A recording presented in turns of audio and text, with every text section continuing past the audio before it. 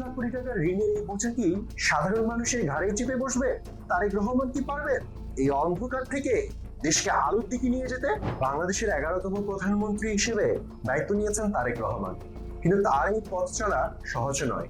তিনি এমন এক সময় সরকারের হাল ধরলেন যখন দেশের উপর 20 লাখ কোটি টাকার ঋণের বিশাল বোঝা চেপে আছে। বিশ্লেষকরা বলছেন নতুন সরকার জিরো থেকে নয়, বরং বড় ধরনের মাইনাস থেকে যাত্রা শুরু করলো।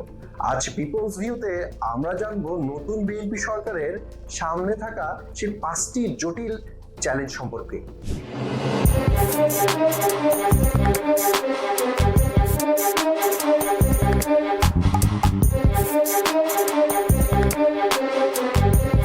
কালের কন্ট্রি রিপোর্ট অনুযায়ী দেশের অর্থনৈতিক চিত্র এখন রীতিমতো আশঙ্কাজনক।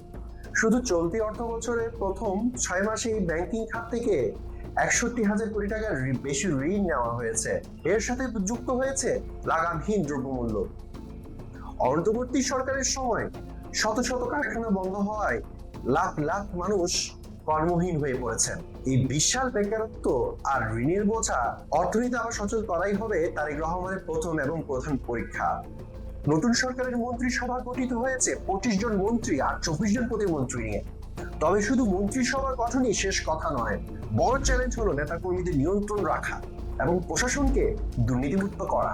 সাধারণ মানুষ আর চাঁদাবাজি, সন্ত্রাস বা দুর্নীতির পুরনো সংস্কৃতিতে ফিরে যেতে চাইছে না। তারেক রহমান যদিও জিরো টলারেন্স ও পরিচ্ছন্ন রাজনীতির প্রতিশ্রুতি দিয়েছেন, কিন্তু তা মাঠ পর্যায়ে কতটা বাস্তবায়ন হবে সেদিকেই সবার নজর। পররাষ্ট্রনীতিতে রয়েছে কঠিন পরীক্ষা, বিশেষ করে ভারতের সাথে সম্পর্ক উন্নয়ন। পাশাপাশি 1.5 বছরের অস্থিরতার পর দেশে আইন শৃঙ্খলা ফেরানো, মব ভায়োলেন্স বন্ধ করা এবং অবৈধ অস্ত্র উদ্ধার করা নতুন সরকারের জন্য বড় একটি চ্যালেঞ্জ হয়ে দাঁড়িয়েছে।